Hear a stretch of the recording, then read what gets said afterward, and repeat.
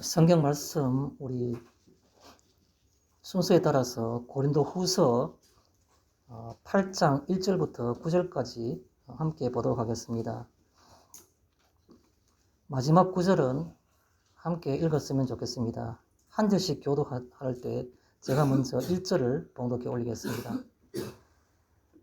형제들아, 하나님께서 마게도니아 교회들에게 주신 은혜를 우리가 너희에게 알리노니 하나님의 많은 시련 가운데서 그들의 넘치는 기쁨과 심한 가난이 그들의 풍성한 연고를 넘치도록 하게 하였습니다.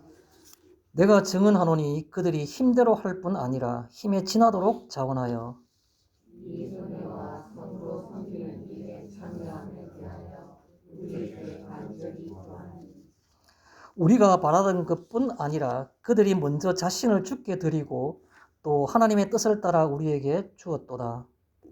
그러므로 우리가 기도를 권하여 그가 이미 너희 가운데서 시작하였은즉 이 은혜를 그대로 성취하게 하라 하였노라. 오직 너희는 믿음과 말과 지식과 모든 간절함과 우리를 사랑하는 이 모든 일에 풍성한 것 같이 이 은혜에도 풍성하게 할지니라. 내가 명령으로 하는 말이 아니요 오직 다른 이들의 간절함을 가지고 너희의 사랑의 진실함을 증명하고자 함이로다.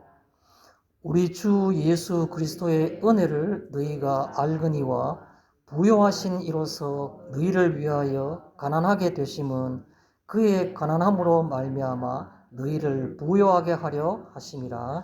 아멘. 오늘 이 성경 본문 말씀은 역시 바울이 고린도 교회에게 보낸 편지글 중에 한 부분이고, 또 여기에 나온 내용들이 앞부분에 특히 한 6절 정도까지는 사실은 이게 누구를 대해서 하는 말인지 막연히 이렇게 생각은 되지만 구체적으로 이렇게 딱 잡히질 않습니다. 그래서 그게 바로 누구에 대한 것이냐면, 오늘 성경 말씀의 제목을, 오늘 설교의 제목을 마게도니아 교회들이라고 잡았는 것과 마찬가지로, 사실은 오늘 9절까지 말씀 가운데 사실은 한 5절까지의 말씀들은 어떻게 보면 디도에 대한 얘기 나오는 6절 이하부터는 이 고린도 교회에 대한 편지글이긴 하지만, 앞에 1절부터 5절까지는 마게도니아 교회 교인들의 어떤 생활과 그리고 어떤 그들의 행위에 대해서 바울이 설명하는 그런 내용들입니다. 그래서 결론적으로 우리가 이 오늘 본문의 내용을 구성을 보면, 고린도 교회 교인들아, 너희가 마게도니아 교회 교인들의 행위를 본받아서 너희도 그렇게 하라라는 이 내용이 바로 한마디로 표현할 수 있는 본문의 내용이다라는 말씀입니다. 그래서 사실은 어떻게 보면 이 성경 말씀에 중심되는 어떤 초점이랄까요? 그 포인트가 고린도 교인에게 권면하는 내용이긴 하지만, 그러나 그 초점은 오히려 마게도니아 교인들을 초점을 하고 있다. 이 사람들을 본받으라 라는 말이 바로 오늘 본문의 내용들이라는 말씀입니다. 그래서 제가 오늘의 설교의 제목도 마게도니아 교회들이라고 잡은 겁니다. 먼저 마게도니아 교회라는 것은 구체적으로 뭘 가리키는가, 근거가 될 수 있는 성경을 꼽으라 그러면 우리가 전에 공부했던 사도행전 16장과 17장에 이 마게도니아 교회들이 나오는 겁니다. 잘 아시는 것처럼 마게도니아 교회가 시작되는 것은 바울이 드로아라는 곳에, 소아시아의 마지막 남쪽에 있는 항구 도시인 드로아에 가서 말씀을 전할 때, 그 이전에는 수많은 곳에, 여러 곳에 가서 굉장히 루스드라부터 시작해서 곳곳에 가서 많은 말씀을 전했는데, 그런데 그 말씀 자체가 더 이상 전달되지 않아서 새로운 곳에 가서 전하기 위해서 바울이 1차 전쟁 마치고 2차 전쟁 가서 드로아라는 곳에 갔을 때 말씀이 자지 않는 겁니다. 근데 밤중에 꿈에 환상을 보는데, 그 환상이 바로 마게도니아 사람이 와서 손짓을 하면서 건너와 우리를 도우라는 그런 환상을 보게 됩니다. 그래서 소아시아라는 아시아의 서남단 말단에 있는 거기서부터 배를 타고 그가 다시 마게도니아를 넘어가는 겁니다. 마게도니아는 지금의 그리스라는 나라가 있지 않습니까? 그리스 나라 나라 있는데 그 밑에 있는 지역들 중심으로 아가이아라는 그런 지방으로 표현하고 성경에서는 그리스 반도의 약간의 북쪽 지역들 내륙에 있는 유럽의 남부 일부를 포함하는 그 부분을 우리가 일반적으로 마게도니아라 말합니다. 마게도니아. 성경에서는 마게도니아는 5음절로 말하지 않고 4음절로 마게도니아 이렇게 표현하고 있습니다. 어쨌든 간에 그 마게도니아는 아시아에서 배를 타고 넘어간 멀진 않지만 바로 건너간 맞은편에 보이고 있는 유럽이라는 대륙의 끝자락입니다. 유럽에서만 제일 동남쪽 끝이겠죠. 유럽의 첫 번째 전도를 시작하는 것이 바로 마게도니아 전도인 겁니다. 바울이 마게도니아 넘어왔을 때 첫 성이 큰 성이 바로 빌립보 성이었습니다. 그랬을 때 자주장사 루디아를 만나게 되고 루디아의 집에서 교회가 형성됐는데 그게 바로 빌립보 교회의 어떤 태동, 빌립보 교회의 생성이죠. 그럼 빌립보 교회에서 전도를 하다가 점치는 여종 하나 만나서 귀신을 쫓아내버리니까 점치지를 못하니까 그 점치는 여종이 들였던 수입으로 인해서 막대한 부를 축적했던 여러 주인들이 그 여종은 주인이 10명이 있었죠. 그래서 그들이 소동을 일으켜가지고 바울을 붙들어가지고 그 관리에게 넘겨주고 관리는 소동을 일으키니까 사회 질서를 무너뜨리는 사람이라서 묻지도 않고 매를 엄청나게 심하게 때리는 겁니다. 밤중에 거기 가두게 되죠. 착고를 채우고. 그때 밤중에 바울과 신라가 찬송할 때 옥문이 흔들려가지고 다 풀어지고 바울과 신라가 빠져나와서 그냥 나오는 겁니다. 옥문이 흔들리고 문이 다 열린 걸 보고 간수가 죽으려고 자기가 제수를 다 놓쳤으니까 자기를 할 때 걱정하지 말라 우리 얘기 있다 말하니까 그 간수가 밤에 자기 집에 데려가서 씻기고 우리가 어떻게 하면 구원받을 수 있을까 할 때 그 사도행전 16장 31절에 주 예수를 믿어라. 그래야만 너와 내 집이 구원을 받으리라 라는 그 말씀을 하게 되는 겁니다. 그 사건이 있었던 곳이 바로 빌립보 교회입니다. 그 일 후에 바울과 신라가 아침에 일어나서 간수들이 나가라 하니까 내보내주니까 죄도 정하지 않고 로마 시민까지 우리를 갖다 그냥 가라 하니까 그들이 사과를 하고 미안하다 그러고 난 다음에 그 사과를 받고 떠나는 겁니다. 그래서 그들이 가는 곳이 바로 데살로니카라는 곳이에요. 데살로니카에 가서 거기서 했는데 거기 가서도 일부 사람들과 유대인들과 회당에서 가르칠 때 많은 사람들이 말씀을 듣긴 했지만 그 유대인 중에서 믿지 않는 유대인들이 그 구약 성경을 오히려 하나님의 영광을 가린다 해서 또 핍박한 겁니다. 그러다 보니까 그들의 힘이 약하니까 주변에 다른 사람들 다 불러가지고 그래서 심지어 그 저자에 있는 그 이상한 사람들을 불러왔단 말입니다. 요즘 말하면 시장거리에 있는 시정잡배, 그 조직폭력배, 이런 거를 얘기하겠죠. 성경에 있는 표현 그대로 말하면 저자는 시장을 얘기하는 겁니다. 저자에 있는 이상한 사람들 데려와서 바울을 잡아들여 핍박하려는 겁니다. 마침 바울이 자리를 피해버리니까 바울이 머물고 있던 야손이라는 사람 집에 가서 온 소동을 부르고 온 시가지를 뒤집으면서 바울을 잡고자 난리를 친 겁니다.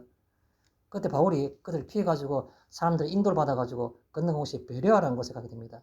그 베레아에 가서 그러니까 베레아의 사람들은 훨씬 더 점잖해가지고 성경 말씀 듣는 것을 굉장히 즐기고 이렇게 좀 우호적으로 이렇게 얘기더라 그런 말씀이 나옵니다. 그래서 여기서 말하고 있는 마게도니아에 있는 교회들이라 말하면 물론 다른 교회도 있지만 가장 대표적인 교회를 꼽으라 그러면 3가지 교회입니다. 빌립보 교회, 그리고 데살로니카 교회, 그리고 베레아 교회 이 3개 교회를 우리가 통틀어서 바울이 말하고 있는 여기서 지금 현재 고린도후서에서 말하고 있는 마게도니아 교회들이라 말하는 것은 바로 거기에 해당된다. 그렇게 우리가 성경적 배경을 사도행전 16장과 17장에서 찾을 수가 있습니다.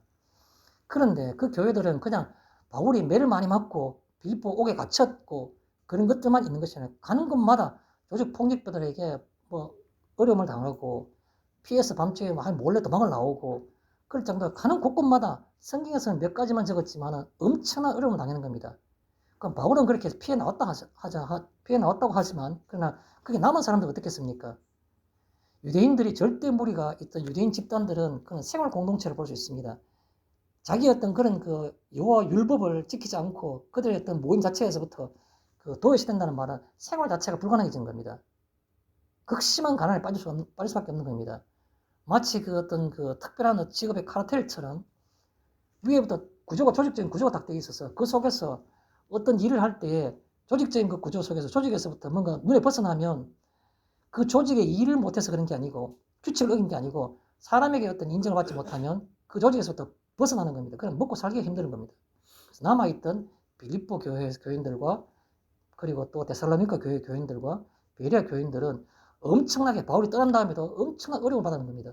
그것 자체는 정서적으로 힘들고 육신적으로 고달픈 정도가 아니고 생활 자체가 어려울 정도로 생계가 고란할 정도로 어려움을 받았다는 것이 일반적인 상황이라고 우리가 얘기 주고 있습니다. 그걸 가리켜서 말하는 게 바로 마게도니아 교회들이라는 겁니다.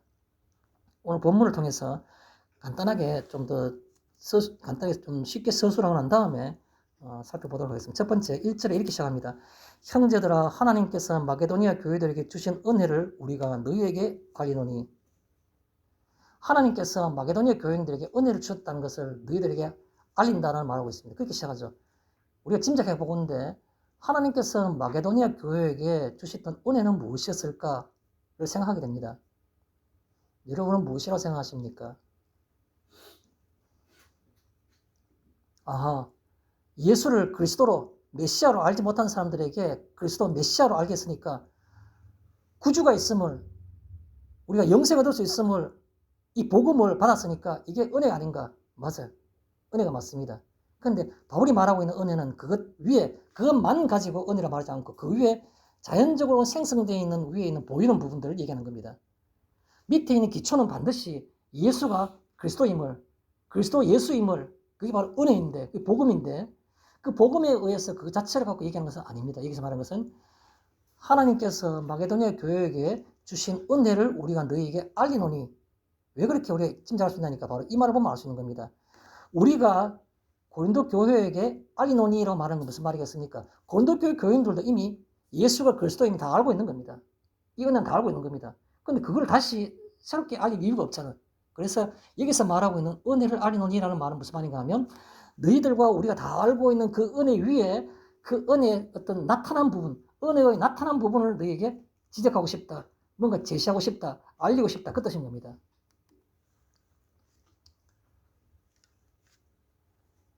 우리가 사실은 오늘 본문 가운데 제일 마지막에 읽었던 구절을 먼저 한번 살짝 가볼까요? 구절을 어떻게 시작합니까? 우리 주 예수 그리스도의 은혜를 너희가 알거니와. 뭐라 말하고 있습니까? 고린도교 교인들도 이미 은혜를 다 알고 있다는 겁니다. 다 알고 있기 때문에 우리 여기서 말하고 다시 돌아오면 1절에 나온 내용이 바로 은혜를 너희에게 알리노니라는 말을 할 필요가 없는 겁니다. 우리가 알고 있는 예수가 그리스도임을, 메시아임을, 복음을, 그걸 얘기하는 것은 아니라는 거죠. 그 복음이 있다면, 우리가 은혜를 안다면, 그러면 그 위에 나타날 부분이 있는데 그 나타날 부분을 얘기하고 있는 겁니다. 이게 어떻게 보면 오늘 제목이 마게도니아 교회들인데, 어떻게 보면 마게도니아 교회들의 은혜, 혹은 마게도니아 교인들의 나타난 부분들, 뭐 은혜가 나타난 부분들, 이렇게 말하면 오히려 그 내용이 더 정확하게 이해되지 않겠나는 생각을 해보는 겁니다. 두 번째, 그럼 그 은혜가 나타난 부분이 뭡니까? 지금 나오니까 살펴보면 좋겠습니다. 2절에 환난의 많은 시련 가운데에서 그들의 넘치는 기쁨과 극심한 가난이 이렇게 말하고 있습니다. 환난의 많은 시련 가운데서, 조금 전에 제가 배경을 설명했지 않습니까? 그 교회들은, 마게도니아 교회들은 세상적으로 볼 때, 인생에서 실제적으로 겪어지는 여러 가지 환경을 볼 때 극심한 환난이 있다는 겁니다. 환난의 많은 시련들. 환난은 그냥 어려운 환경들을 우리가 환난이라고 말해요. 우리가 어려운 환경에 속하면 환난이 닥쳤구나 이렇게 말합니다. 우리 주변에는 어려움들, 어려운 환경들, 어려운 환경은 끝나는 게 아니고 우리에게는 아픔을 주는 겁니다. 그 어려운 환경으로 인해서 내게 미치는 아픔, 그걸 우리가 시련이라고 하는 겁니다. 환경은 좋을 수도 있고 나쁠 수도 있겠죠. 환경이 좋으면 기쁨이 될 수 있고 환경이 나쁘면 시련이 될 수 있는 겁니다. 밤잠을 못 이룰 정도로 가슴을 도려내는 것 같은 아픔이 있을 수 있는 겁니다. 나쁜 환경, 환난이라는 게 있으면. 그래서 그 환난이 그 마게도니아 교회들에게 미치고 있는 사회적인 환경 자체는 그들에게 많은 시련을 줬다는 겁니다. 많은 시련. 이건 세상 살아가는 이치입니다. 환난이 있으면 대부분은 시련을 겪게 되어 있는 겁니다. 환난이 없으면 좋겠죠. 어쩌겠습니까? 인생에는 환난이 있는 걸요. 그래서 시련을 겪는 것, 많은 시련이라고 표현하고 있습니다. 그래서 환난의 많은 시련 가운데에서, 그런데 반전이 있는 건 반전. 일반적인 흐름과 정반대로 다른 어떤 게 나타납니다. 넘치는 기쁨과 극심한 가난이 이렇게 말하고 있습니다. 그런데 사실은 마게도니아 교인들의 어떤 행위가, 마게도니아 교인들의 어떤 삶이 나타나는 부분들은 그 환경인 그 환난과 그에 의해서 느끼는 개인적인 감정인 시련과는 전혀 다르게 엉뚱한 것들이 그들을 움직이게 하더라는 겁니다. 그럼 그 마게도니아 교인들을 움직이게 했던 근본적인 원동력이 뭐냐? 그것은 환난도 아니고 많은 시련도 아니라는 겁니다. 오히려 그걸 말하니까 넘치는 기쁨과, 그런데 그 환난에 의해서 나타나는 그 많은 시련이 있는데 그것과는 별개로 그들이 실제로 생활하고 살아가는 방법은 오히려 넘치는 기쁨 가운데서 어떤 일을 해가더라는 겁니다. 넘치는 기쁨. 바울은 이거를 고린도 교인들에게 얘기하고 싶었던 겁니다. 이 은혜를 너희에게 알리고 싶었던 겁니다. 너희도 알거니와 그 마게도니아 교인들은 환난 가운데서 많은 시련을 겪고 있지만 그러나 그들을 움직이는 힘은 바로 그들이 살아가는 그 원동력은 추진력은 바로 다른 거더라고. 뭐냐니까 바로 너희에게 얘기하고 싶은 건데 그게 바로 넘치는 기쁨이라는 겁니다. 넘치는 기쁨. 그들이 넘치는 기쁨 가운데 살아가는 겁니다. 아마 저뿐만 아니라 여러 성도님들도 마찬가지겠습니다. 엄청난 환난 가운데 극심한 어떤 그런 소위 말해서 시련 가운데 어려움 가운데에서 정반대 대반전에 극심한 기쁨을 느껴보신 적이 없으십니까? 저는 제가 언제 한번 여러분에게 말씀드린 적이 있습니다. 저는 제일 세상에 인생사람 제일 기뻤던 적이 이런 적이 한 번 있다고. 그때 주변의 환경을 보면 굉장히 힘들 뿐이지만 그러나 세상에 태어나서 그만큼 기쁜 적이 없었는 겁니다. 저는 아마 저뿐만 아니라 여성들 마찬가지일 겁니다. 그게 바로 뭡니까? 넘치는 기쁨입니다. 근데 넘치는 기쁨만 그랬는가요? 넘치는 기쁨이 있으면 뭐 하나님 복을 받으셔가지고 더 잘 살아야 되잖아요. 그런데 극심한 가난이 이렇게 표현하고 있습니다. 그 마게도니아 교인들이 행동하는데 근본적으로 움직였던 어떤 그런 그 원동력들이 있는데 그 중에 한 두 가지만 꼽자면 넘치는 기쁨과 극심한 가난이 그들을 그렇게 행동하도록 했다는 겁니다. 극심한 가난은 결코 좋은 게 아니죠. 우리도 누구도 만나고 싶지 않은 그런 현상인 겁니다. 어느 누가 극심한 가난을 겪고 싶겠습니까? 그런데요, 마게도니아 교인들은 그렇게 두 가지가 바로 넘치는 기쁨과 극심한 가난이 그들의 풍성한 연보를 넘치도록 하게 하였느니라. 그런데 그들 가운데에서 그 넘치는 기쁨으로 인해서 연보를 많이 하고 극심한 가난임에도 불구하고 연보를 많이 했다는 겁니다. 넘치도록이란 말은 그들의 실상에는 상상할 수 없는 정도의 그 말이겠죠. 자기들이 할 수 있는 것 이상으로 그 말이겠죠. 넘치도록이란 말은 풍성하기란 말도 같은 의미입니다. 연보란 말은 무슨 말이겠습니까? 연보. 옛날 헌금은 오래된 말이 아니냐. 요즘 헌금이란 말하지 누가 연보라 말하느냐. 이렇게 생각하실 분도 있는데 뭐 그게 같은 개념입니다만 조금 다르게 생각한다 그러면 연보는 어떤 성격을 띠고 있냐니까 하나님께 바쳐진다는 말에서는 같은 말이겠죠. 헌금이나 연보나. 그러나 용도 면에서 불쌍한 사람들을 돕고자 하는 헌금을 일반적으로 연보라 말하는 겁니다. 연보. 사실 우리가 초대교회에 많은 사람들이 믿음을 가지고 난 다음에 구원의 기쁨을 가지고 난 다음에 바나바처럼 자기 밭을 팔아가지고 자기 전 재산을 가져와서 다 가져놓고 뭐 했습니까? 가난한 자들에게 나눠주고 함께 나눴다고 그랬지 않습니까? 초대교회 헌금은 대부분이 연보였습니다. 주변에 가난한 사람들 나누기 위해서 헌금을 한 겁니다. 있는 자들이. 그래서 여기 나온 연보는 바로 뭡니까? 누구를 위한 연보겠습니까? 마게도니아 사람들은 누구를 돕기 위해서 연보했 자기도 가난한데 극심한 가난인데 누구를 돕기 위해서 연보했겠습니까? 예루살렘 교회. 그 예루살렘 교회는 수많은 사람들에 의해서 종교 지도자에 의해서 그 남아있는 그 자체가 예루살렘의 존재하는 그 자체가 위협이고 모험이었습니다.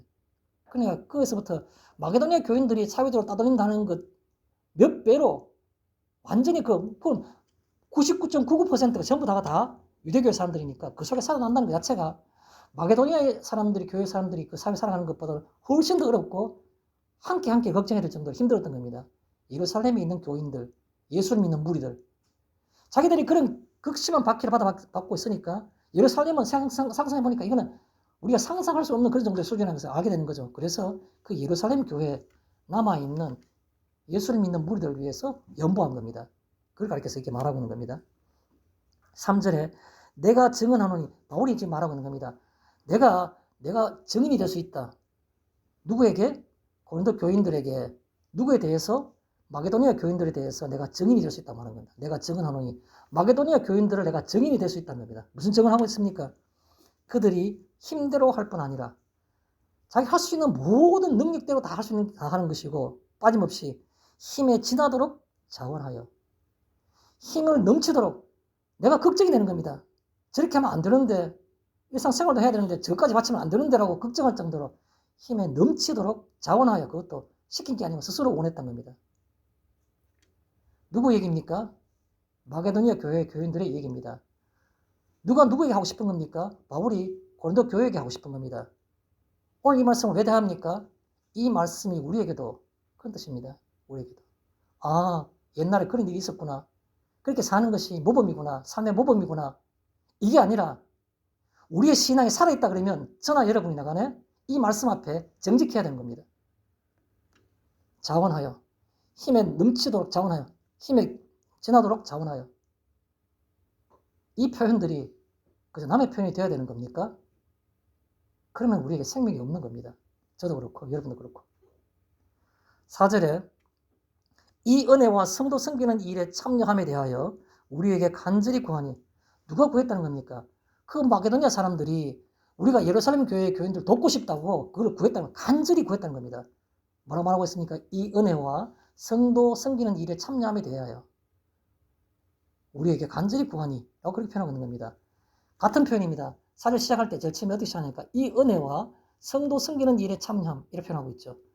이 은혜는 바로 성도 섬기는 일을 은혜라고 표현하고 있는 겁니다. 이 은혜란 말은 예수가 메시아임을 그 은혜가 아니고 그 은혜 위에 나타나 있는 일반적 성도로서는 나타나야 될 부분 그 부분을 우리가 바울에서 지금 현재 계속해서 4절에서도 그렇고 앞으로 6절에서도 그렇고 7절에서도 그렇고 이 은혜란 말을 3번 씁니다. 이 본문 가운데 이 은혜 이 은혜들은 전부 다가 예수 그리스도로 인해서 우리가 구원받는다는 그 복음의 사실에 대한 은혜는 아니고 그 은혜는 이미 기본을 다 알고 있는 것이고 여기서 바울이 강조하는 은혜는 바로 그 위에 나타난 부분들을 얘기하는 겁니다.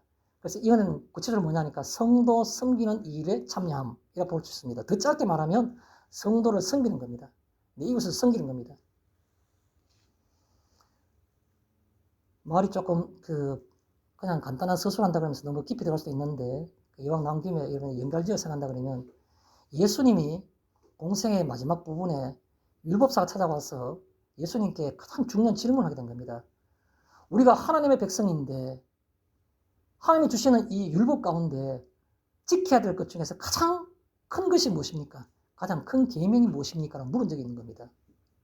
예수님이 뭐라고 대답하셨습니까? 너희는 먼저 너희는 내 뜻과 목숨과 정성을 다해서 하나님을 사랑하고 또 내 이웃을 내 몸과 같이 사랑하라. 이것이 가장 우선되는 계명이고 선지자의 대강령이니라 이렇게 표현한 적이 있습니다. 뭐라고 말했습니까?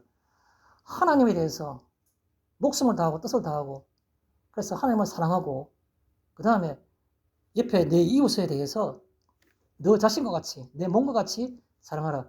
이것이 가장 우선적인 계명이고 선지자들이 얘기해야 될 가장 큰 주제이다. 대강령이다. 이렇게 표현한 겁니다. 그러면 그게 뭡니까? 그 말이 다시 나가면 어디에 있습니까? 이 말은 예수님이 말씀하신 것들을 그대로 바울도 똑같이 표현한 적이 있습니다. 뭐라고 말했습니까? 제가 아마 여러 성도님들은 조금 식상할 수도 있지만 저는 그걸 성도님들에게 늘 강조하고 싶고 저를 부탁드리고 싶은 것은 우리가 군더더기 있고 느슨하게 뭘 갖다 다른 주변에 갖고 얘기하지 말고 우리가 핵심과 본질만 얘기합시다. 그렇게 생각한다 그러면 저는 이렇게 말하고 싶은 겁니다. 그것은 바로 빌립보서 1장 25절이라고. 빌립보서 1장 25절은 뭐가 되겠습니까? 나의 살 것과 내가 산다는 것이 내가 살아야 될 이유가 있다면 그 말이잖아. 나의 살 것과 너희 믿음의 진보가 기쁨을 위함이니 믿음의 진보가 뭡니까? 예수 믿게 하는 것, 구원받게 하는 것. 그건 뭐 하는 겁니까? 예수님이 성취하시기 바로 직전에 너희는 땅 끝까지 이르는 내 증인이 되라고 말씀하시지 않습니까? 그 지상 명령, 그 수직적인 부분. 그 다음에 너희 믿음의 진보와 기쁨을 위한 거니 내 주변에 있는 사람들이 나를 통해서 기쁨을 누리는 겁니다. 그건 어떻게 기쁨을 누리는 겁니까? 이와 같이 성도 섬기는 일을 통해서 예수님께서 가장 큰 계명, 인간이 하나님께 해야 될 가장 큰 계명은 바로 하나님의 뜻을 따라 순종해서 그를 사랑하고 그 다음에 주변의 사람들을 사랑하는 거라고 수직적인 사랑과 수평적인 사랑을 그게 가장 큰 계명이라고 말했는데 바울은 그걸 달리 표현해서 나의 살 것과 너희 믿음의 진보와 기쁨을 위함이니, 이 표현은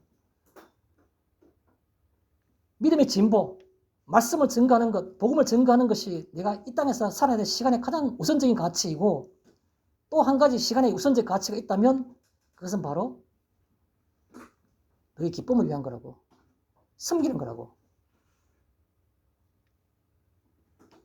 제가 어느 모임인가 가서 뭘 이렇게 토론 같은 걸 하다가 제가 이 얘기를 한 적이 있습니다. 짧게 한 1분 정도 간단하게, 더 시간이 오래 얘기할 것도 없어서 듣고 있던 나의 지긋한 목사님 듣고 있다가 나중에 휴식 시간에 내가 목사님 목회한 지 얼마나 됐습니까? 물으시더라고요.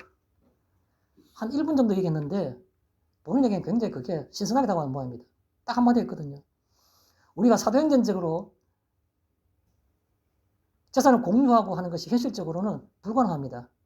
그러나 성경에서 말하는 것은 빌립보서 1장 25절을 찾을 수 있는 겁니다. 우리가 살아야 될 굳이 이유가 있다면 그것은 바로 바울의 고백처럼 믿음의 진보와 기쁨을 위한 것 이외에는 뭐가 있겠습니까? 딱 한마디 한 겁니다. 그래서 말이 어긋났으면 좀 멀리 나갔습니다. 다시 돌아오겠습니다. 그래서 이 은혜와 성도 섬기는 일 같은 겁니다. 은혜 이퀄 성도 섬기는 일이 같은 겁니다. 이거에 대해서 우리에게 간절히 구하니, 이 마게도니아 사람들은 본능적으로 살아있는 믿음을 가지다 보니까 이것이 본능적으로 가장 우선적으로 생각할 수밖에 없었는 겁니다. 그러다 보니까 간절히 구했다는 겁니다. 이렇게 하고 싶다고, 이렇게 하게 달라고, 참여하게 달라고 그렇게 한 겁니다. 남의 얘기인가요? 아니요. 우리들의 얘기가 되어야 되는 겁니다. 밖에 나가서 물론 필요하죠. 그러나 내부적으로 먼저 가족부터 주님 그걸 원하시는 겁니다. 5절에 우리가 바라던 것뿐 아니라 우리가 기대했던 수준이 있는 겁니다. 하도 같이 성도 섬기는 일에 참여하고 싶다 하니까 그럼 해봐라 라고 말했는데, 우리가 바라던 수준, 자, 저 사람들은 지금 생활 형편이 별로 이렇게 좋지 못하니까 이 정도만 해도 진짜 분에 넘치는 어떤 그런 수준일 거라고 생각했던 그 부분입니다. 그걸 가르쳐서 우리가 바라던 것뿐 아니라, 우리가 생각했던 그 수준이 아니라 그들이 먼저 자신을 죽게 드리고, 많이 들었다는 표현은 이렇게 표현한 겁니다. 그들이 먼저 자신을 죽게 드리고, 무슨 말입니까? 자기가 모든 삶을, 자기 인생에 있던 그런 미래를 이걸 다 죽게 맡겼다는 겁니다. 죽게 드리고라는 말은. 아무것도 없어 내일 먹을 게 없으면 못 살잖아요. 그런데 죽게 드리고라는 말은 무슨 말입니까? 자기네 삶을, 자기의 미래를, 염려를 죽게 맡겼다는 겁니다. 죽게 드리고라는 말은. 그러니까 어느 수준 이상의 금액을 떠나서 모든 것을 죽게 맡겼다는 겁니다. 그들의 삶을 드리고, 그 다음에 또 그럴 뿐만 아니라 하나님의 뜻을 따라 우리에게 주었다. 그 다음에 마음에 감동되는 하나님의 뜻이 있을 때 그 뜻 그대로를 가감하지 않고 그냥 다 우리에게 주었다. 헌금을 했고 연보를 했다는 겁니다. 6절, 그러므로 이제부터 이제 지금까지는 마게도니아 교인들에 대해서 얘기했고, 6절 지금부터는 고린도 교회 교인들에게 지금 얘기하는 겁니다. 그러므로 우리가 디도를 권하여, 디도가 고린도 교회에 잠시 갔다가 다시 왔었죠. 지난 7장에 나왔지 않습니까? 디도에게 우리가 디도를 권하여 하는 말은, 디도가 거기 있을 때 너희들도, 고린도 교회들도 마게도니아 교인처럼 그렇게 연보를 하라고 권했겠죠. 권하여 그가 이미 너희 가운데서 시작하였은즉, 바울이 얘기하는 것들을 디도가 가서 전했으니까, 그런데 이 은혜를 그대로 성취하게 하라 하였노라. 네가 이미 시작했으니까 그걸 계속해서 그대로 성취해라. 마게도니아 교인들처럼 너희도 연보를 하라라고 이제 다시 또 얘기를 하고 있는 겁니다. 구체적으로 7절에 오직 너희는, 그런데 연보를 할 때 어떤 마음을 해야 될까? 그 말하고 있는 거예요. 7절에 오직 너희는, 고린도 교회 교인들아, 그 말이겠죠. 믿음으로 연보하고 말과 지식과 모든 간절함으로 하고. 말이란 말은 뭐겠습니까? 너희들이 평소에 했는 말이 있지 않느냐. 성경에 이렇게 말하더라. 늘 내가 입에 앵무새처럼 종종 성경 말씀을 입에 달고 살았는데 그 말씀, 많은 말들을 했지 않느냐. 주님께서 이렇게 말씀하셨다라는 말은 그 말들 네가 늘 말했는데 그 말처럼이란 말. 믿음으로 하고 말로 하는 말, 너희가 이때까지 했던 그 말처럼 그렇게 내가 연보를 하고, 지식으로 하고, 너희가 예수님은 누구라고 말하느냐, 너희 생명이냐, 구주이시냐, 뭐냐라고 너희가 머릿속에 깨닫는 게 있잖아요. 깨닫는 그대로 해라는 겁니다. 너희들의 믿음과 너희들 했던 말과 너희들이 알고 있는 그 지식으로 그렇게 연보하는 겁니다. 모든 간절함이 뭐겠습니까? 모든 간절함으로라는 말은 하기 싫어서의 반대말이겠죠. 자원하는 마음으로 이 일이 내게 가장 가치 있는 일이라는 생각을 하고 하라는 겁니다. 내 입에 밥 한 숟갈 더 하는 것보다는 자식 입에 밥 한 숟갈 더 하는 게 얼마나 더 기쁘고 즐겁습니까? 똑같이 그런 마음으로 그런 뜻인 겁니다. 쉽게 말해서 내 이해관계를 떠나가지고 내게는 다시 보답이 없을 수 있는 그런 수준의 사람에게 하는 것이 온전한 그런 거겠죠. 성김이겠죠. 그래서 이게 그렇게 말하는 겁니다. 간절함으로 너희의 사랑의 진실함을 증명하고자 함이로다. 너무 노골적으로 탁 찌르니까 도망갈 우리 방법이 없는 겁니다. 너희의 사랑의 진실함을 내가 증명하고 싶다는 겁니다. 너희 이때까지 입으로는 얼마나 사랑이라는 말을 많이 했느냐. 사랑한다고 얼마나 포옹하고 입 맞추고 얼마나 등 두드려 주면서 또 따뜻한 눈빛으로 내가 널 사랑한다고. 근데 너희의 사랑을 내가 증명하고 싶다는 겁니다. 이 일을 통해서. 우리는 우리의 주변에, 우리의 가족부터 시작해서 우리 주변에게, 이웃에게, 동료에게 어떤 사랑을 베풀었습니까? 그래서 바울은 그렇게 말하는 겁니다. 너희가 이 연보함에 대해서 너희의 그 연보함을 통해서 너희의 사랑을 내가 증명하고자 한다. 이렇게 표현하고 있는 겁니다. 너희의 말처럼, 지식처럼, 너희 믿음처럼 그런 말이겠죠.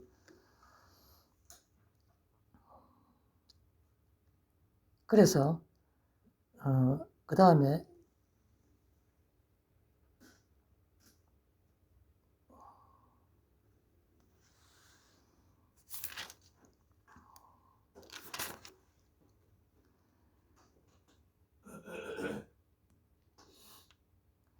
구절의 마지막에 우리 주 예수 그리스도의 은혜를 너희가 알거니와 예수 그리스도의 은혜를 우리 다 알지 않습니까? 알거니와 이제 그거는 원래 본질적인 은혜에 대해서 얘기하는 겁니다. 우리가 우리 주 예수 그리스도의 은혜를 너희가 알거니와 너희가 알고 있는 지금 마게도니아 교인들이 하고 있는 이 은혜는 드러난 이 은혜는 잘 모르겠지만 그러나 최소한의 기본적인 본질적인 은혜는 그 말이겠죠. 본질적인 은혜. 우리 주 예수 그리스도의 은혜를 그 말입니다. 이 은혜는 본질적인 은혜입니다. 너희가 알거니와 그 은혜를 다시 한번 되돌아가자는 겁니다. 나타나는 지금 현재 드러나는 은혜가 아니고 우리가 알고 있는 공통된 이 기본적인 은혜를 다시 한번 우리가 생각해보자. 너희가 알거니와 하는 말을 다시 한번 끄집어내보자는 겁니다. 알거니와 이게 뭐로서 그걸 갖다 표현하고 있습니까? 9절에 부요하신 이로서 우리 주님은 부요하신 이시죠. 모든 걸 가지신 천지 창조주이신 하나님이신 겁니다. 근데 그가 가난하게 되시면 가난하게 됐다는 것은 결국은 아무것도 하지 못한 게 되는 겁니다. 마구간에 태어나신 겁니다. 힘없는 겁니다. 성전세 바치는 것조차도 물고기에 잡아서 입에 나온 동전 빼가지고 성전세를 바칠 정도로 가난했는 겁니다. 그 평생을. 그게 가난하게 되심을 힘이 없고 약하다는 것을 상징적인 표현이죠. 가난하다는 말은. 그의 가난함으로 말미암아 모든 걸 가지는데 가난하게 된 것은 스스로 포기한 겁니다.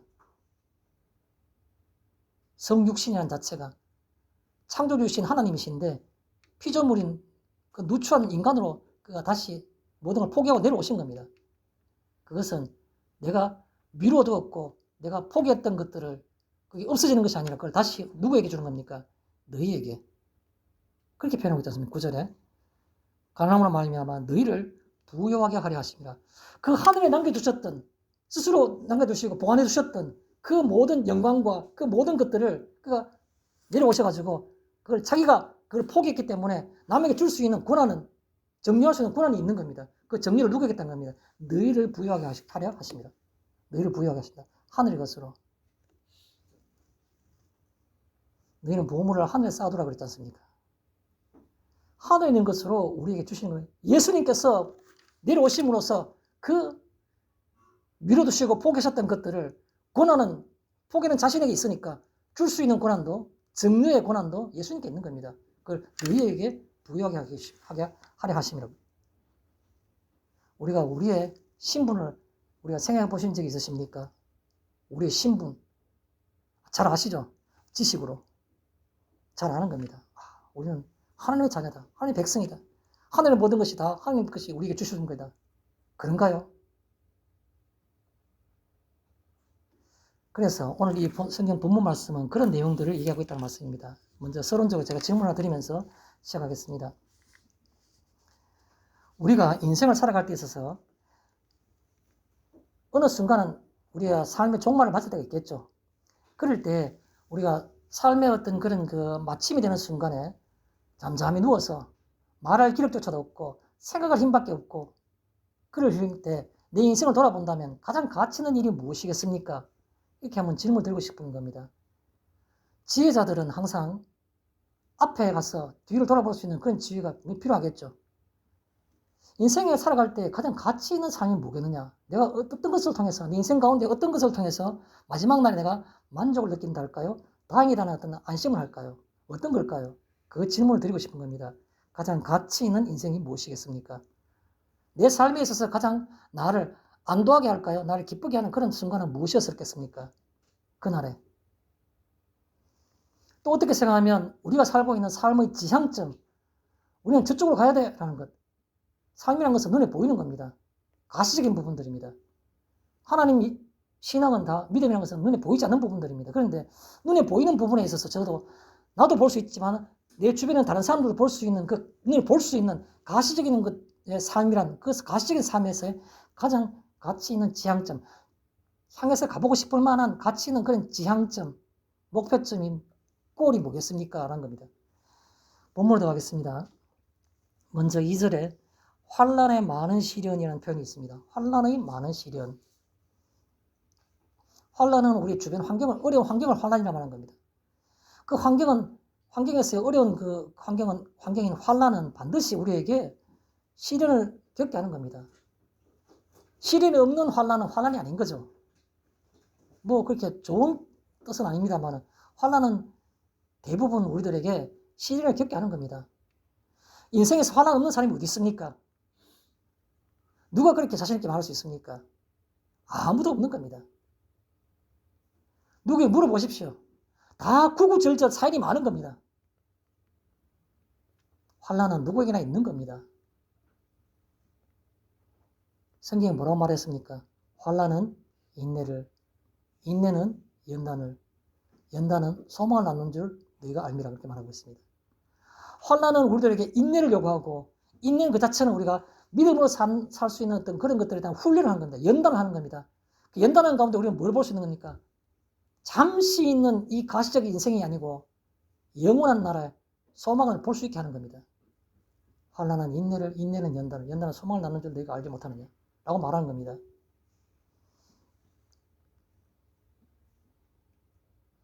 욥기서 23장 10절에 뭐라 말했습니까? 나의 가는 길을 오직 그가 아시나니 그가 나를 연단하신 후에는 내가 숨같이 되어 나오리라 이렇게 말했지 않습니까? 어느 누구나 인생을 살아갈 때 환난이라는 그 어려운 환경과 그에 따른 내 마음의 아픔인 시련이 없는 사람이 어디 있습니까? 많은 시련. 그건 누구나 있는 겁니다. 그에 대해서 좀 말씀을 해보겠습니다. 환난의 많은 시련. 생각을 끓이게 하나 있습니다. 그게 뭡니까? 인생은, 이걸 말씀드리고 싶습니다. 인생은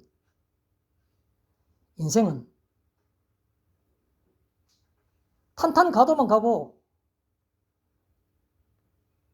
평안만 있는 그런 인생이 있습니까? 인생은 그렇지 않습니다. 인생 그 자체가 그런 겁니다. 왜 그렇습니까? 여러분, 사람이 아담이 범죄한 다음에 그 다음에 영원한 하늘나라 가기 전에 이 땅의 삶, 죽음이라는 것이 이 땅에 찾아오는 그날부터 이 땅에 산다는 짧은 그 시간의 어떤 그 기간, 인생이라는 그 기간 중에서는 아담은 땀을 흘려야 되고 땅은 그들에게 소출을 많이 주지 않고 여인들은 해산의 고통을 겪어야 되고 상징적으로 남자에게는 어떤 그 먹을거리를 얻기 위한 고통, 여인에게는 어떤 해산의 어떤 아픔이라 말했지만 그걸 통틀어서 인생의 고통을 얘기하는 겁니다. 쉽게 말해서. 인생 그 자체는 유한한 인생. 너희가 이 생명나무 씨를 먹는 순간 너가 선악을 알게 하는 나무 씨를 먹는 순간 너희는 정녕 죽으리라 말씀하신 그 다음에 먹을 있으니까 그때부터 영원히 살지 않고 죽게 된 겁니다. 그 죽음이라는 순간 땅에 사는 시간이 한정된 유한한 삶을 살게 된 인생이 되었는데 그 삶 자체가 고통의 연속이라는 겁니다. 이미 창세기에서 얘기하고 있는 겁니다. 그래서 여기 말하고 있는 환란의 많은 시련이라는 건 바로 인생은 이란 말을 한 번 더 생각하는 겁니다. 뭘 이상하게 생각하십니까? 그게 정상인데, 인생 자체가. 그게 인생인데. 마치 내 혼자만 당하는 것처럼, 내가 믿음이 없어서 당하는 것처럼 그렇게 생각하지 마십시오. 인생은 원래 인생이 그게입니다. 그 다음에 환란의 많은 시련이라는 것은 힘들지만 이것도라는 생각을 하셔야 되는 겁니다. 힘들지만 이것도. 누구에게요? 하나님의 손에. 사람이 자기의 길을 계획할지라도 그 걸음을 인도하시는 하나님이시라고 했습니다. 내가 이것은 하나님이 뜻하고 다른 거라고, 이것은 우연적인 거라고, 내가 뭔가 잘못했기 때문에 아니요. 큰 틀에서 보면 다 그것도 하나님의 뜻 가운데 있는 겁니다. 그것도. 내가 지금 이해하지 못할 뿐이죠. 무엇 때문에 이것이 나한테 있는 것인지, 왜 이 일로 통해서 내가 수치를 당해야 되는 건지, 그거는 하나님만이 아시는 겁니다. 하나님 뜻 가운데. 왜요? 우리가 하나님 자녀이기 때문에. 우리에 일어나는 모든 일들이 다 하나님 뜻 가운데 계심을 우리가 믿어야 되는 겁니다. 그래서 이것도 힘들지만 이것도 라는 생각을 하셔야 되는 겁니다. 환란의 많은 시련, 난 정말 절망적이다. 내가 살아야 되나 죽어야 되느냐. 인생이 원래 그런 겁니다. 또 힘들지만 이것도 하나님 뜻 가운데 있는 겁니다. 하나님이 이 일을 통해서 내게, 제가 그런 말씀을 드린 적 있지 않습니까?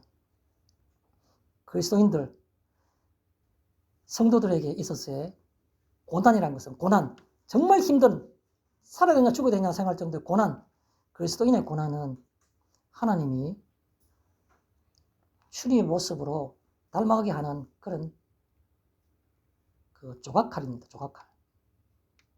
우리가 중학교나 고등학교 때 이럴 때 미술 시간에 이 조각돌을 가지고 이렇게 뭘 나무를 깎아가지고 빚어가지고 이렇게 못 깎았던 깎아가 이렇게 조각을 해본 적도 있지 않습니까? 그럴 때 나무를 깎아서 나무 동그란 뭉퉁한 것을 깎으면 어떻습니까? 아무 의미가 없는 겁니다. 근데 그것을 주님의 모습으로, 주님 닮은 모습으로 깎아내기 위해서는, 뭔가 형태 가지고 위해서는 그걸 나무를 다 베어내야 되는 겁니다. 조금씩 계속 깎아내야 되는 겁니다. 깎아낼 때마다 나무 조각은 물론 뭐 죽은 식물이겠지만 어쨌든 간에 좀 표현해서, 살을 깎아내는 것이 아프지 않을 수가 있습니까? 나무에 살을 대가지고 칼을 대가 조각칼로 깎아내는 건 나무에게는 엄청난 아픔일 겁니다. 근데 깎아내는 건 뭡니까? 우리를, 통나무 같은 두루뭉실한 아무것도 아닌 우리를 그나마 힘이 하나마, 어렴풋하진 하나마 주님의 얼굴과 같이, 주님의 모습과 같이 닮게 만들기 위해서는 깎아내는 아픔이 필요한 겁니다. 그게 바로 그리스도인의 고난인 겁니다. 고난이 없으면 어떻게 된 겁니까? 우리가 본질적으로 비참한 저희들 본질이 주님 닮은 모습으로 닮아갈 수 있겠습니까? 아니요. 그 고통과 고난을 통해서 그나마 그 속에서 하늘을 바라보게 되고 믿음을 생각하게 되고 주님의 모습과 닮아가는 모습이 어렴풋하게나마 닮아가게 되는 겁니다. 그래서 그것을 가리켜서 우리가 힘들지만 이것도 주님의 뜻 가운데 있음을 생각해야 한다는 것이죠. 자, 그 다음 들어가서 2절에 보면 넘치는 기쁨이라고 되어 있습니다. 넘치는 기쁨. 대반전인 겁니다. 환란에 많은 시련인데 어떻게 그 속에서 넘치는 기쁨이 있느냐? 역과 역은 통하는 겁니다. 극과 극은 통하는 겁니다.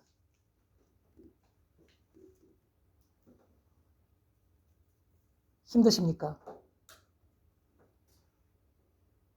한 번만 조용히 침묵하면서, 지혜자들은 말을 상가하면 지혜자가 될 수 있는 겁니다.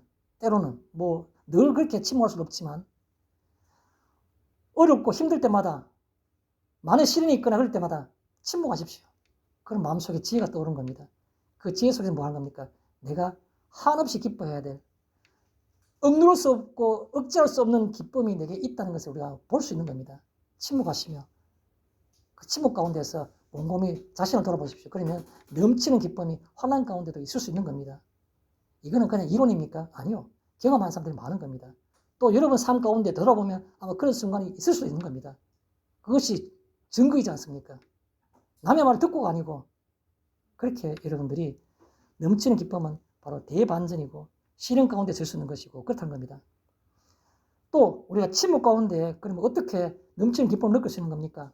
제가 한 가지 어떤 중심되는 단어를 표현을 하나 해보겠습니다. 내가 보고 있는 것은, 이렇게 표현하고 싶습니다. 내가 보고 있는 것은, 내가 지금 뭘 보고 있기 때문에 내가 이렇게 고통 가운데 있고 시련 가운데 있고 내가 정말 아픈 가운데 있는가 합니다. 내가 뭘 보고 있는 겁니까? 배우자를 보니까 영원히 희망이 없어요. 이 사람과 평생을 산다 생각하면 끔찍하게 불가능할 것 같아요. 어떻게 이 삶이 내가 하루도 혹은 한 달도 할 수 있는데 앞으로 30년, 50년 같이 살아야 되나? 그렇지 않습니까? 내가 보고 있는 것은 뭘 보고 있는 겁니다.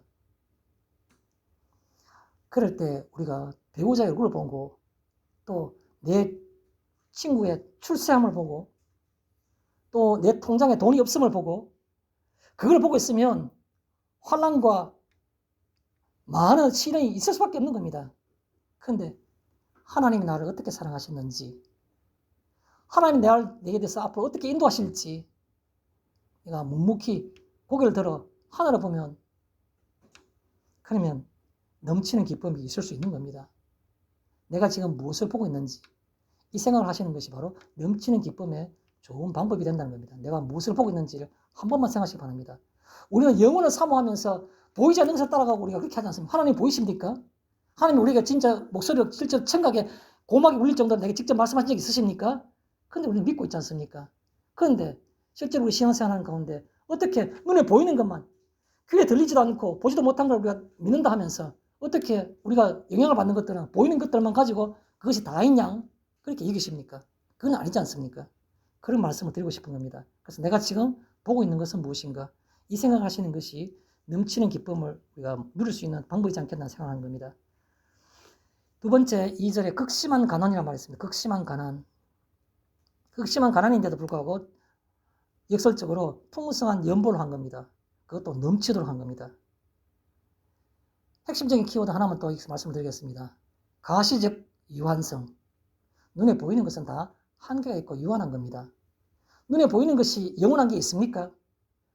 들의 꽃이 아무리 아름다워도 그게 영원합니까? 건물이 새로 지어서 100층이 되는 건물 지었는데 그것이 영원합니까? 영원 불멸할 것 같은 우리 어떤 그 권세들, 세상의 군왕들, 한 나라의 흥망성쇠가 영원한 게 있습니까? 로마가 멸망하지 않았습니까? 흠하게 멸망한 겁니다. 어느 나라가 영원히 존재한 나라가 어디 있습니까? 무슨 말하고 싶어 하는 겁니까? 극심한 가난이란 말은 눈에 보이는 겁니다. 가난은. 거기서 우리가 생각하고 싶은 점이 바로 가시적 유한성인 겁니다. 가난이 영원합니까? 성공이 영원하지 않은 것처럼 가난도 영원하지 않는 겁니다. 하나님이 잠시 일시적으로 내게 필요함으로 그래서 그걸 주시는 겁니다. 그래서 극심한 가난이라는 것은 바로 가시적인 유한성이라는 걸 생각하셔야 되는 겁니다. 뒤집어놓고 말하면 뭐가 되겠습니까? 비가시적인 것, 눈에 보이지 않는 것들은 무한한 거다. 자유롭다고. 제가 아는 가수가 한 명 있는데 가수가 그가 그 노래 부른 대표적인 그 1집이 새의 날개라는 그런 그 1집이 있습니다. 제목이 새의 날개입니다. 새의 날개처럼 창공을 자유스럽게 날아가는 것이 보인다면 그 가수는 특정한 직업도 없고 널리 알아진 것도 아니고 아무것도 가진 게 없어요. 그런데 그냥 새의 날개처럼 자유스럽게 살아간다는 겁니다. 자기는. 그 자유함 속에서 하나님 주시는 그 자유함 속에서 굉장히 공감이 되었던 부분입니다. 그 1집 음반 그 자체부터가 그 사람이 갖고 있는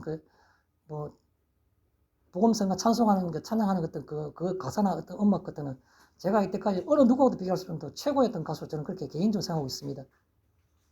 그런데 그 제목이 바로 새의 날개라는 겁니다. 자유스러움. 비가시적인 자유스러움. 비가시적 무제한성. 비가시적인 자유함. 이게 바로 거기에 나오는 극심한 가난이라는 것을 우리가 생각해 볼 필요 있는 그런 표현이라고 생각해 봅니다. 두 번째, 4절과 6절 혹은 7절 나오는 이 은혜라는 표현입니다. 이 은혜.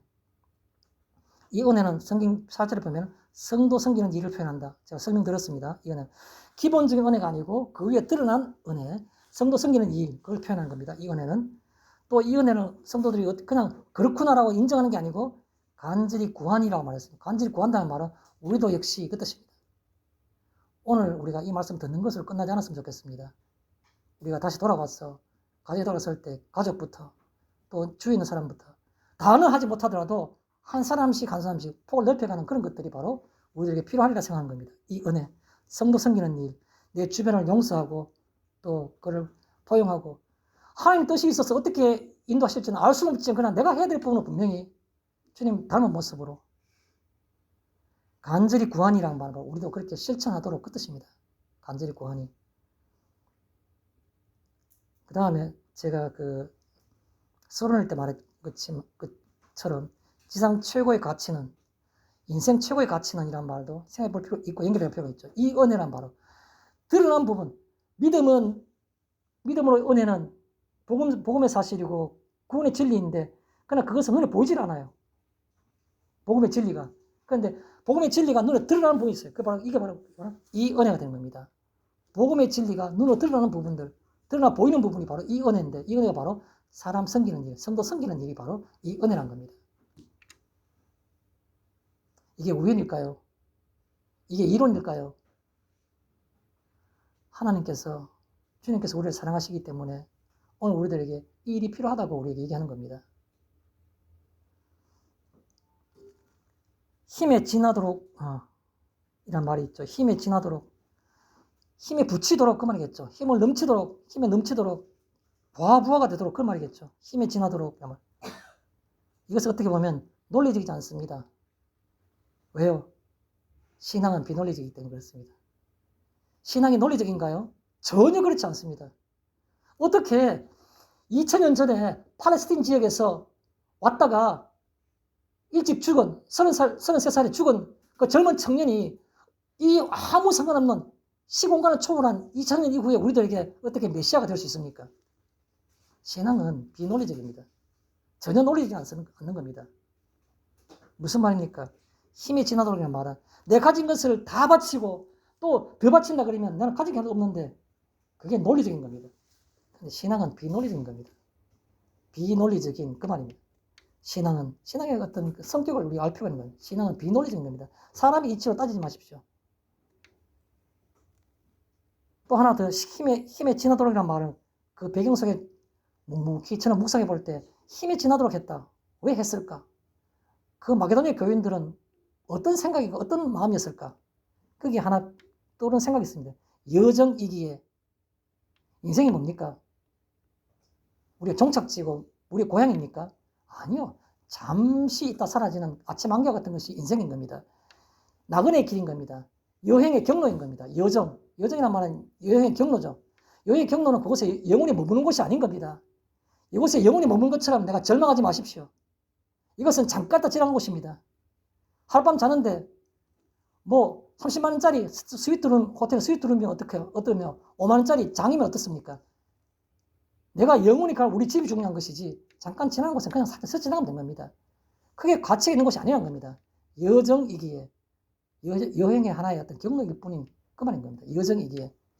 인생 속에서 너무 낙담하지 마십시오. 내가 다 바친다 해서 내가 죽을 것만 생각하지 마십시오. 하나님께서 다 알아하시는 거고 여정이기 때문에 그렇습니다.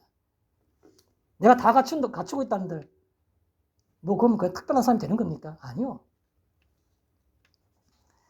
4절에 간절히 구하니라는 말을 자신을 주께 드리고, 간절히 구하는 정도가 자기의 모든 것을 다 주께 맡겼다는 겁니다. 주께 드리고라는 말은. 어떻게 해서 내가 남을 사랑할 수 있습니까? 내 자존심을 주께 맡겨야만이 내가 남을 사랑할 수 있는 겁니다. 저건 아닌 거 알아요. 나도 아는데 하나님께서 모르시겠습니까? 맞아요.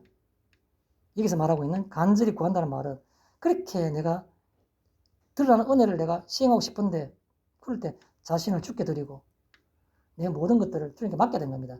하나님께서 알아서 해주십시오라는 생각을 하셔야 되는 겁니다. 그걸 주께 맡기고 주께 드리고, 그 다음에 방법은 하나님 뜻을 따라 내 마음에 이것을 드려야 되는가 말아야 되는가, 내가 사랑해야 되는가 말아야 되는가, 용서해야 되는가 말아야 되는가, 내가 이 말을 해야 되는가 그러면 참아야 되는가, 내가 침묵하면 하나님께서 말씀하실 겁니다. 하나님께서 이루어 가실 겁니다. 그래서 내가 하나님의 뜻을 따라 라고 말하는 겁니다. 하나님의 뜻을 따라. 5절에 그렇게 되어 있지 않습니까? 하나님의 뜻을 따라서 내가 그렇게 구해야 되는 겁니다. 마지막 세 번째, 너희가 알거니와 9절에 나온 얘기입니다. 너희가 안다는 것은 복음의 사실, 복음의 진리를 너희가 알고 있지 않느냐. 그걸 다시 상기시키는 거죠. 주 예수 그리스도의 은혜, 그게 바로 우리가 알고 있는 겁니다. 믿음의 비밀들, 그리고 그 약속들을, 그런 말이죠. 자, 그 다음에 9절에 보면 예수님은 어떤 분인가? 그 은혜가 뭔가? 부요하신 이라고 말하고 있습니다. 그가 어떻게 부요하신인가? 우리가 먼저 빌립보서 2장을 잠깐 보도록 하겠습니다. 빌립보서 2장에 보면 5절에 이런 말이 있습니다. 빌립보서 2장 5절에 너희 안에 이 마음을 품어라. 곧 그리스도 예수의 마음이니. 예수님이 우리를 구원하셨다는 그 은혜를 우리가 알거니와 예수 그리스도의 은혜를 너희가 알거니와 했으니까 너희가 안다면은 그 은혜를 안다면 그 은혜를 한번 생각해 보자는 겁니다. 그래서 첫 번째 말하는 것이 예수 그리스도의 마음을 닮아가라는 겁니다. 너희 안에 이 마음을 품어라. 곧 그리스도 예수의 마음이니. 6절에 뭐라고 말했습니까? 그런 근본 하나님의 본체시나 하나님과 동등됨을 취할 것으로 여기지 아니하시고 하나님과 동등한 하나님이시지만 그 하나님이 그 위치를 자기가 포기하시고 7절에 오히려 자기를 비워 종의 형체를 가지사 사람의 모양으로 사람과 같이 되셨고 종과 같이 되어가지고 사람같이 되셨다는 겁니다. 그 다음 8절에 사람의 모양으로 나타나서 자기를 낮추시고 죽기까지 복종하셨으니 곧 십자가에 죽으심이라 표현하고 있는 겁니다. 다 아는 내용들입니다. 9절에 자 그러므로 예수님 모든 걸 다 포기하셨으므로 그 말이겠죠. 이름으로 하나님이 그를 지극히 높여 그의 이름 위에 지극히 높여 모든 이름 위에 뛰어난 이름을 주사 모든 이름보다 더 높은 이름을 그에게 주셨다는 겁니다. 그 예수님께 주신 겁니다. 예수님 주신 것은 바로 그를 믿는 자에게도 똑같이 그렇게 주신다는 겁니다. 10절에 하늘에 있는 자들과 땅에 있는 자들과 땅 안에 있는 자들로 모든 무릎을 예수 이름에 꿇게 하시고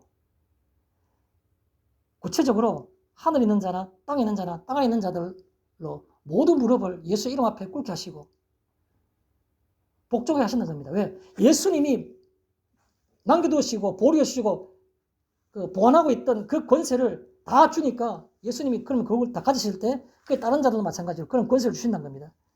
마지막 11절에 모든 입으로 예수 그리스도를 주라 시인하여 하나님 아버지께 영광을 돌리게 하셨느니라.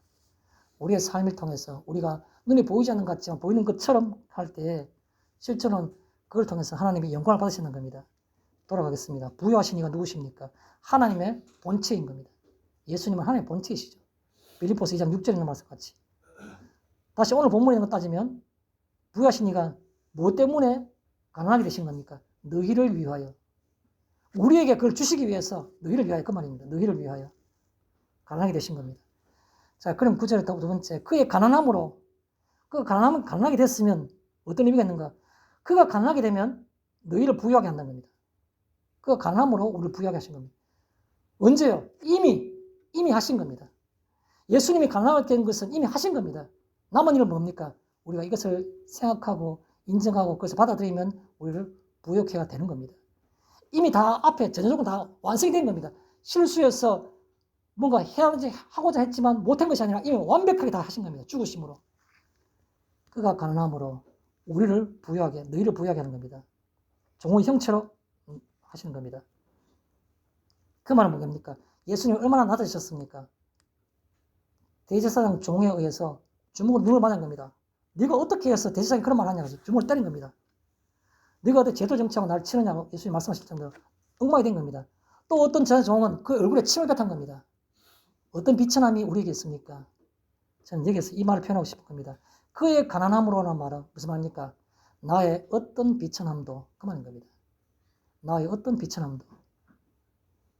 그 하나님과 동등되신 그분이 그런 가난함으로 내려오셨기 때문에 내가 인생에서 겪는 어떤 비천함도 회복할 수 있고 능가할 수 있고 더 크게 하실 수 있는 것들이 다 우리에게 있다는 겁니다. 그래서 여기 그의 가난함으로는 말 속에서 연결되는 따라오는 어떤 인식이 바로 뭐냐면